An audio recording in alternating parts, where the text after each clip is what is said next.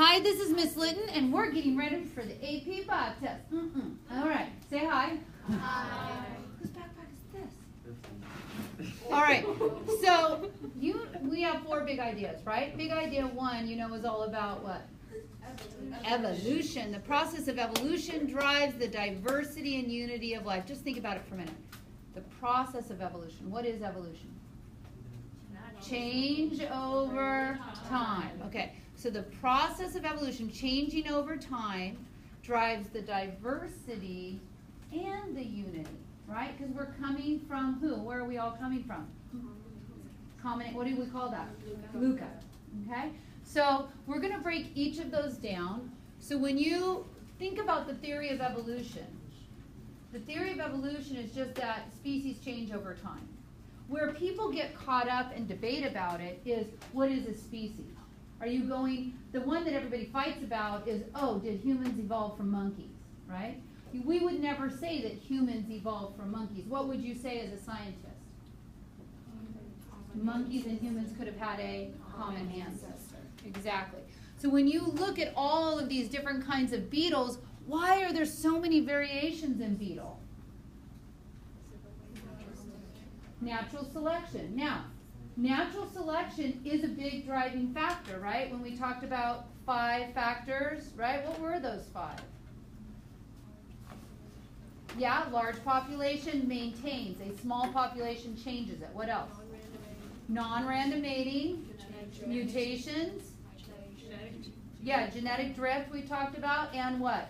Adaptation. So that's one of them. Natural selection would be in the adaptations realm, right? Because each of these are adapted to their unique environment to exploit it and make them competitive against the other beetles. Okay? Some of those adaptations could have come about due to chance, right? Chance mutations could have happened. They could have had gene flow, right? Genes coming in, genes leaving that could have influenced it. But they're all specially designed to be the most competitive in their particular environment. So the first thing we want to kind of also talk about is the idea of microevolution versus macroevolution. Do you remember what microevolution means? It's on a smaller scale. Within the population. Yeah, population within the species. And it's assuming that those small changes, if they lead to where there is genetic isolation, right, where each species is no longer interbreeding with each other, then we have probably graduated to macroevolution. Right? And where that is a fine line. You know what I mean? They might still mute, it'd be a good day, I'll have sex with you, okay, I'll have sex with you, but eventually draw the line, okay? And there's no more interbreeding. And we talked about intrinsic differences versus extrinsic, right? We talked about things like behavior versus whether gametes can fuse or not, right? Okay, so each big idea is broken down into enduring understandings. And the first enduring understanding is change in the genetic makeup of a population over time is evolution. And that should bring up all the population genetics aspects, right? And so when we look at this about natural selection, we look at the scenario of what it causes. So we're assuming that more offspring are born, right, than can survive. That's the overproduction of offspring. So not everybody gets to live. Of those that are alive, there are what? Starts with a V. Variations. Okay? Some of those variations are genetic, differences in the DNA, right? Some of those variations make you better fit for the environment. And those are the ones that are going to survive and reproduce, and over time, you will have evolution. Okay, those are the ones. So when we look here, variations is a prerequisite for natural selection to work, because otherwise it's just random who right? There has to be a difference amongst them, and those differences are then exploited and selected for by the environment. So you've got to have a variation in order to have natural selection. Then we talked about population genetics, right? And then we talked about, instead of just talking about dominant and recessive traits, right, we replaced a dominant trait with a letter P and a recessive trait with a letter Q. So if we simplify it and we say you're either tall or short, simplify it. and tall is dominant over short, right? If I take all of you, if we were only classified as tall and short, you have you're a diploid organism, so you have 2 copies for every gene, right? And so if you took those 2 copies and threw them in the pool, both copies, both of your alleles, you're going to have 2 alleles, except for what? Who's not going to have 2 alleles? Men, because they only have 1 X and 1 Y, right? Females are fully diploid. We have 2 copies of every allele, unless we've had some mutation or something like that. We have 2 copies of every allele. But men regularly only have 1 X, 1 Y, so 1 copy, right? Okay, but if we take our 2 alleles and throw them in the gene pool and we count up, if I say 70% of the alleles in that gene pool are P, then you would tell me by default, then what? 30% are Q. Because they have to add up to what? 100%. Okay, but if I take that, let me just add a page in here. Let's just do that right now. If I say P equals 0.7, and I say Q then has to be what? 0.3, because that's your first equation. P plus Q has to equal 1, right? Now, if I tell you that's what's in the pool, this is what's in the pool, how would this play out in the population? Population. Okay? So we would expect to have some that have the dominant trait and some to have the recessive trait. Now, to be a recessive trait, you have to have 2 alleles that are recessive. So who would that be? Q and Q would be 2 recessive. That's equal to Q what? Squared. What are the ways to be dominant? P and Q will give you that, right? Oh, I got to write that down. I didn't want to write it down. There's no reason why I can't, but it just bothers me. What did you tell me again? PQ. PP. Now watch. PQ and QP. Right? You see what I'm saying there? So way to write this would be to write what? P squared. Okay, this would be PQ, QP. You're basically saying what? 2PQ. Yeah. So our options are right here. Homozygous recessive, 2 different ways to be heterozygous, PQ or QP, and 1 way to be homozygous recessive. So do the math right now. Do it in your head, do it on your paper, I don't care. This is a prediction. I am predicting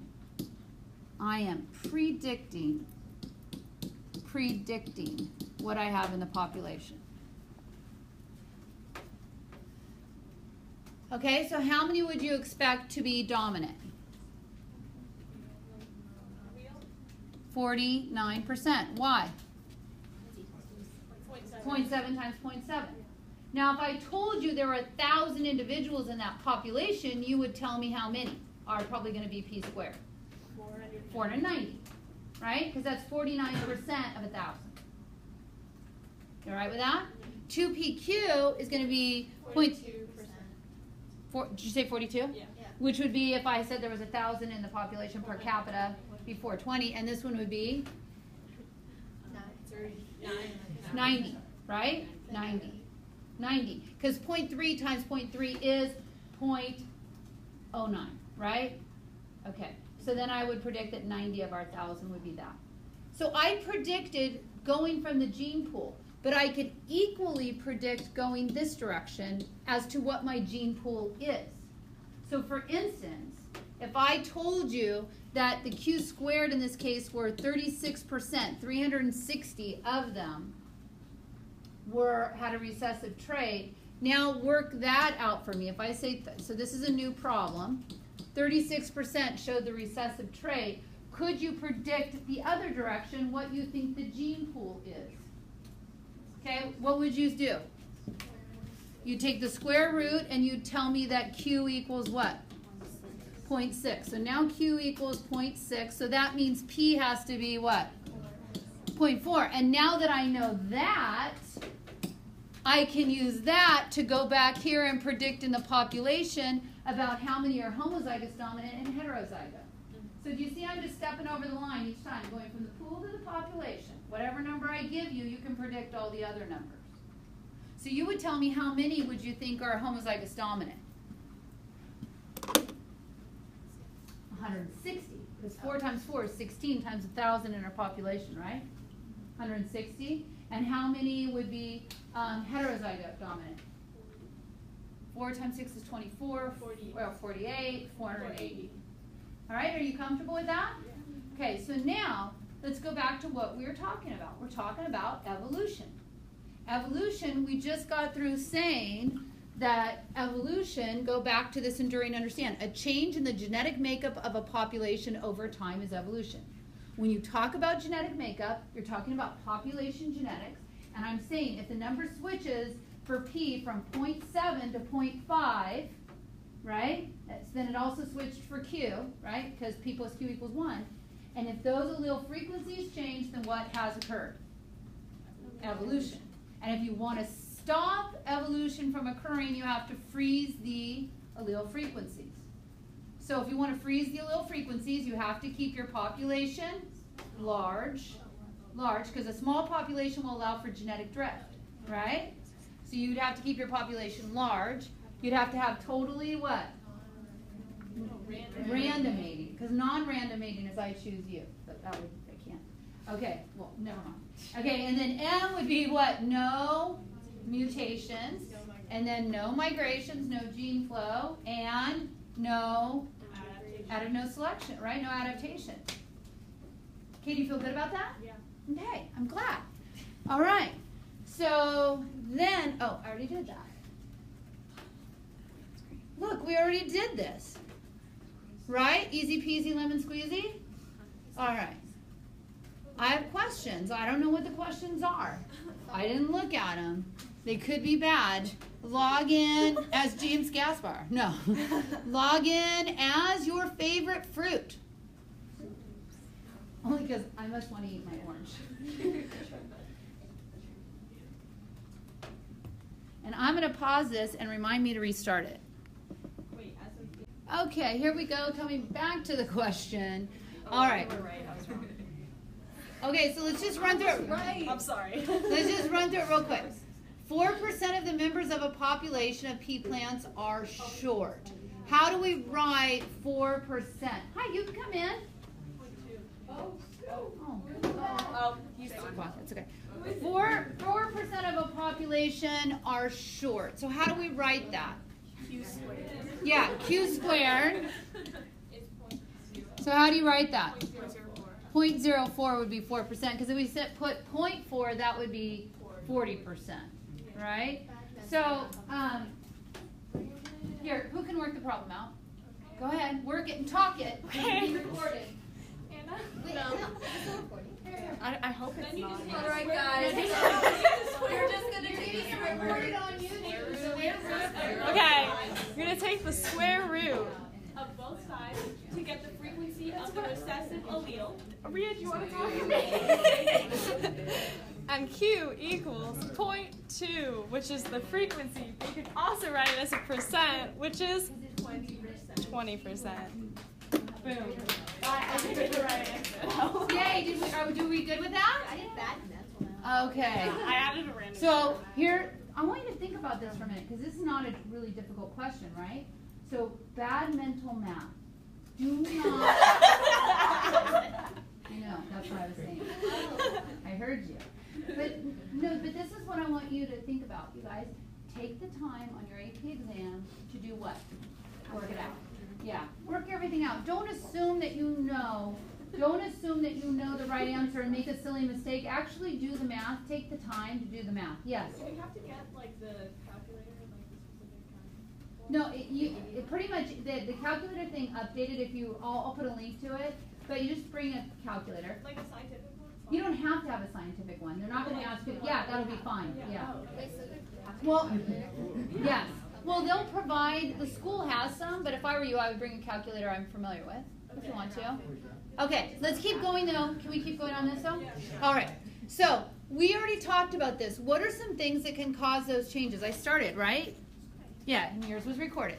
Okay, so mutations can cause change, gene flow, non-random mating. It's funny because they're lions. And genetic drift. And we talked about two forms of genetic drift, right? Drift without a purpose. The bottleneck effect, what's happening in bottleneck effect? Some disaster is wiping randomly some of them out. So it's full chance. It doesn't mean that the green frogs were more adaptive, just the green frogs survived. Okay? And then we talked about founder's effect. What's the deal with founder's effect? They migrate? Yeah, you had a group that didn't represent the allele frequency of the larger population. That small group went. And why am I showing you Amish people that are dwarves with 6 fingers? Yeah, they interbred, right? And it just so happened that they had a 6-finger dwarf in the population. And so as a result, and because they inbreed within that, I don't mean to say inbreed, but within other Amish people, then that's why they have a higher percentage of 6-finger dwarfs. Okay. Next. We also talked about natural selection, and we already reviewed that just a few minutes ago. Now, you're welcome, sweetheart. Natural selection means who's selecting? The environment. What is it if man selects, like dog breeding? Artificial selection. And there's plenty of evidence in that, right? Lots of money is made on artificial selection.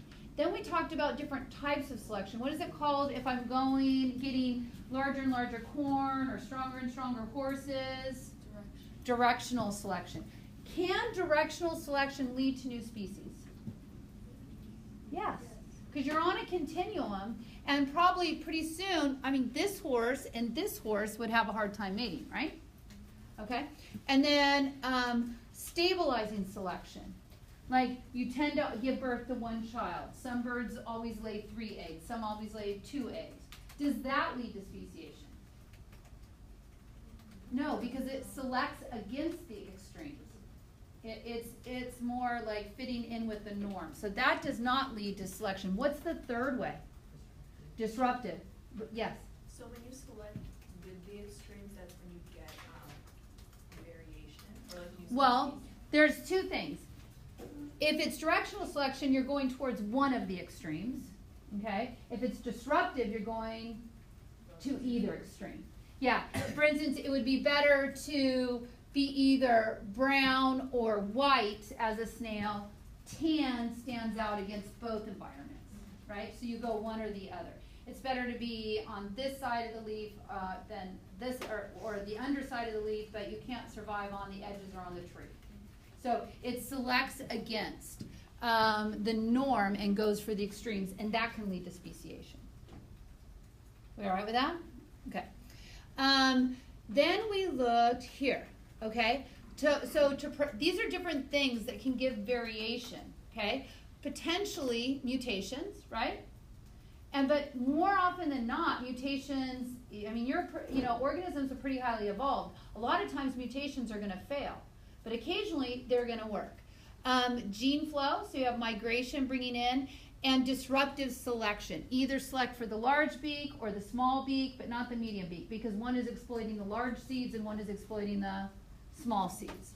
Okay, and we looked at that the heterozygote, it doesn't matter if you're selecting for one extreme or the other. Remember, the heterozygote, even if you're selecting against a trait, the heterozygote is always going to maintain one of those alleles, right?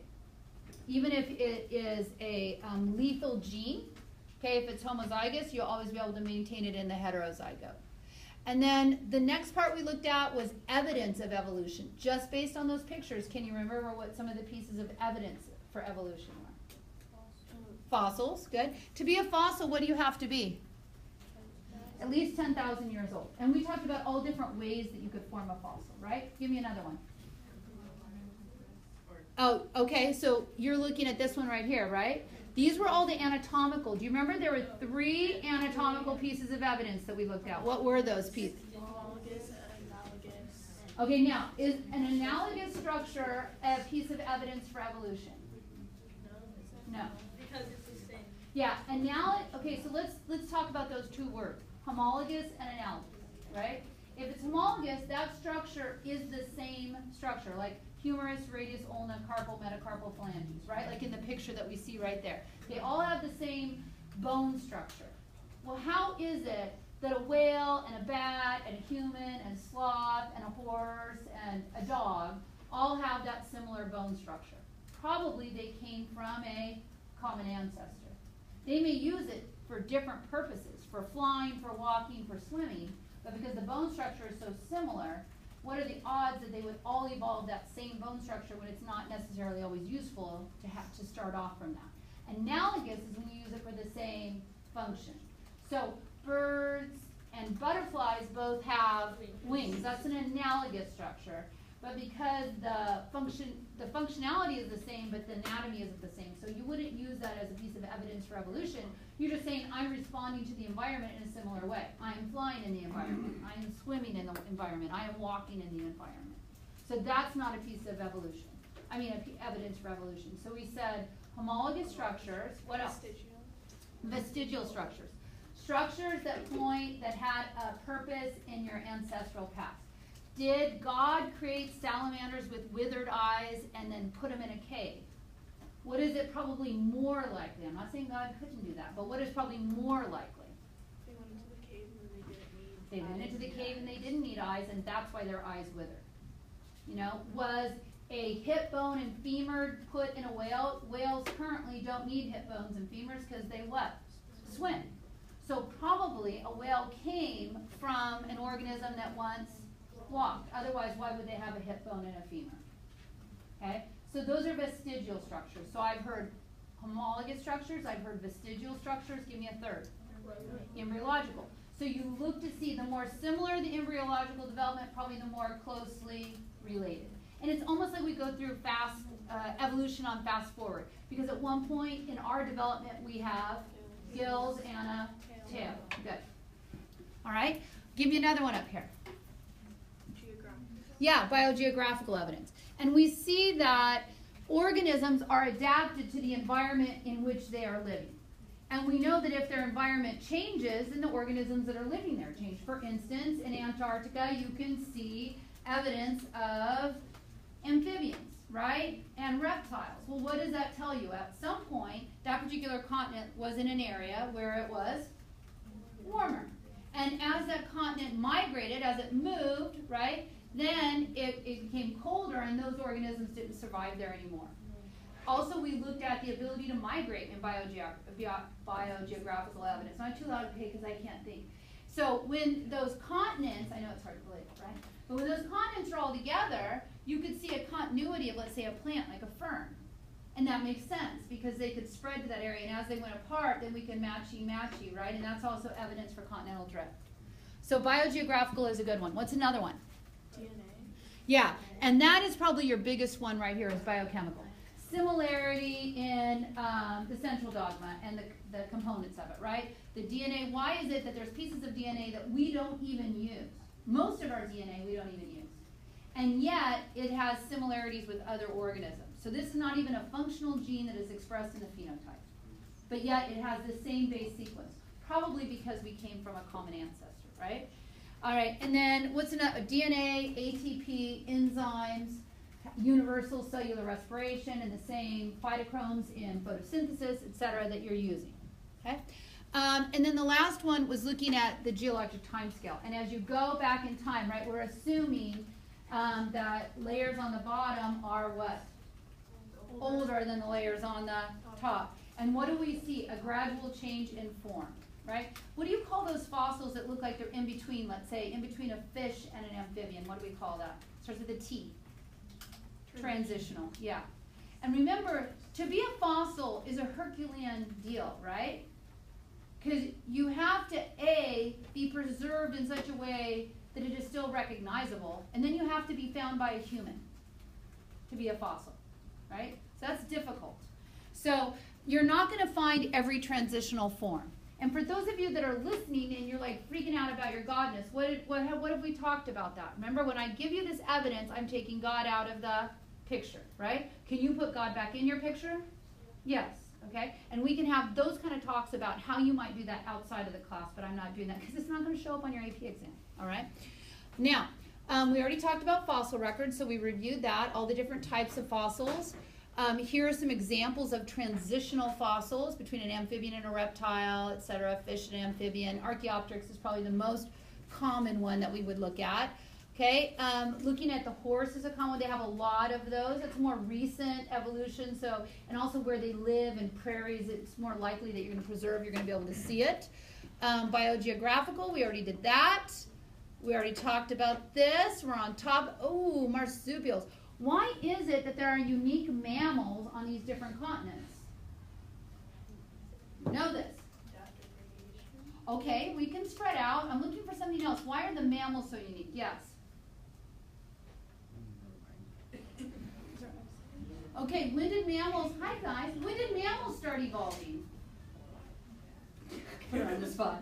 About 65 dinosaurs went extinct. Yeah, okay, so about 65 million years ago.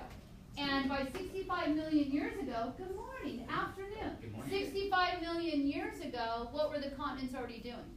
Spreading. They were spreading apart. So that's why you have these unique, hi sweetheart, I love you. That's why you have unique mammals on each of these continents, because they had already separated at that point. Okay? All right. So we already talked about homologous and analogous structures, right? That's already done. It's 3. I know. Okay, let me see. Is there a break right here? Oh, look, I'm almost to the very end, okay? Because they'll be good about it. Okay, so homologous and analogous, which one would I use as evidence? Homologous or analogous? Homologous, good. That's what I wanted to hear. Look, here's some vestigial structures. Whale bone, whale has a femur, embryological, biochemical evidence, we like that. And then we're to our next enduring understanding. I'm super proud of you. Good job. Now, are you reviewing at home? Yes. Yes, okay. I'll see you mañana. Right? No. Yep. Yes, I'll see you mañana. Okay. Gel electrophoresis day. Yeah. Okay. If you're staying up late, have a piece of toast.